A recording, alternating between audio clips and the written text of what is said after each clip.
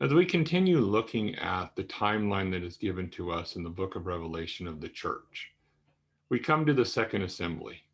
The second assembly is really referring to the church around 170 to 312 AD. Now remember, we as Christians are not going to be a part of the tribulation period. The man of lawlessness, or the beast, cannot be revealed until the church is actually gone from the earth. 2 Thessalonians chapter 2 and verse 3 talks about this.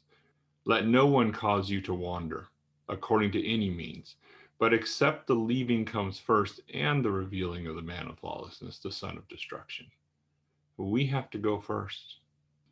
So here in Revelation, in the second chapter, it's talking about the history of the church. Now, at this particular time in the church's history, the church faced a lot of persecution. Satan decided he was going to try to persecute Christianity out of the world. He started throwing people into prison and testing them, that is, tempting them so that they would deny their faith. Now, unlike the church in Ephesus, where they are actually called out for losing their first love, the church in Smyrna is given encouragement to stay firm, to stay faithful, even to the point of death. We see this in Revelation chapter 2 and verse 10. Do not fear that which you are about to suffer. Behold, indeed, the devil is about to cast you out into prison in order to tempt you, and you will have tribulation 10 days.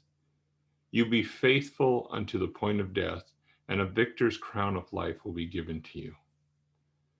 These faithful men and women suffered persecution. They suffered imprisonment, but yet they continued to spread the gospel.